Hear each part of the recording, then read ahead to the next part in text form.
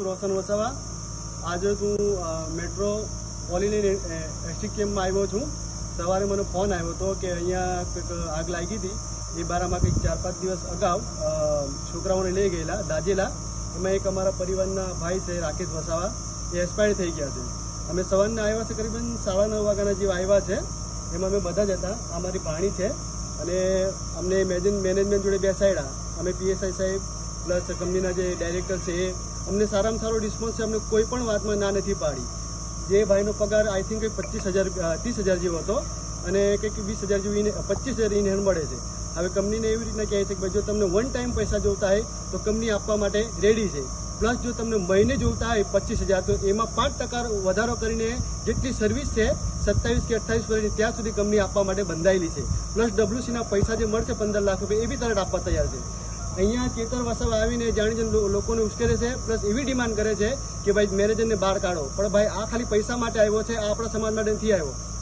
હું મારી વાત કરું, હું ભાજપમાં નથી કે નથી કોંગ્રેસનો.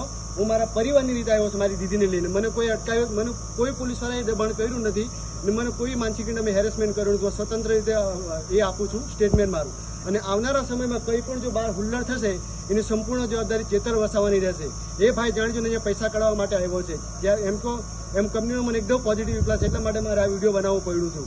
કંઈ બી કંઈ થશે, હુલ્લડ થશે, કંપનીને નુકસાન થશે, કોઈને વાગશે, એની સંપૂર્ણ જવાબદારી ચેતર વસાવાની રહેશે.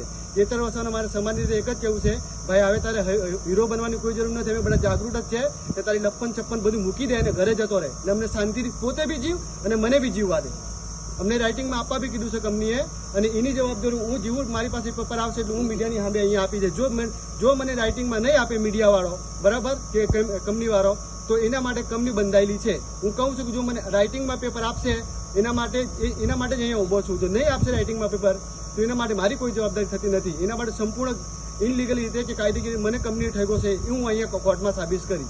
આ વિડીયો ચેતરભાઈ માટે બનાવેલું ખાસ એના માટે, જે બહાર હુલ્લડ ના કરે એટલા માટે. જય હિન્દ, જય ભારત. આ પીઆઈ ને કેવું એવું છે કે 15 લાખમાં સોદો કરવો હોય તો મિટિંગ થાય, બાકી મિટિંગ નહીં થાય. બેન તમારું શું કેવું છે? તમારા ભાઈને ન્યાય જોઈતો છે કે બોલો બોલ દે બેન, વાંધો નહીં, ચાલો બોલ દે.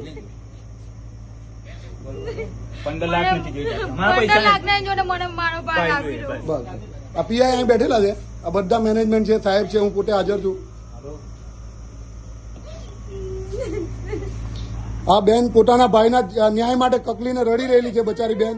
આ કંપનીવાળા અને આ પીઆઈ ઝઘડિયાનો જીઆઈડીસીનો પોતે પૈસા ઘરના કાઢીને આપવાનો છે. એ રીતે કોઈ અંદર મિટિંગ માટે જવાનું નથી, કોઈ ચર્ચા નથી કરવાનો. આ એક બેન કકલી રહી છે બચારી એના ભાઈના ન્યાય માટે.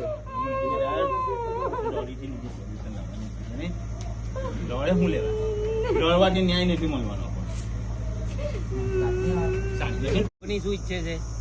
આ પીઆઈ ની હાજરીમાં તમે ચેતરભાઈ વસાવા સાહેબ ની હાજરીમાં પેલું વાત કરવા માંગો છો કંપની માટે? બેન તમે વાત કરવા માંગો છો કંપની માટે? આ સાહેબ હાજર છે બરાબર, આ પીઆઈ બી હાજર છે, કંપની મેનેજમેન્ટ બી હાજર છે. સાહેબ અંદર ચર્ચા કરવા જવાના છે.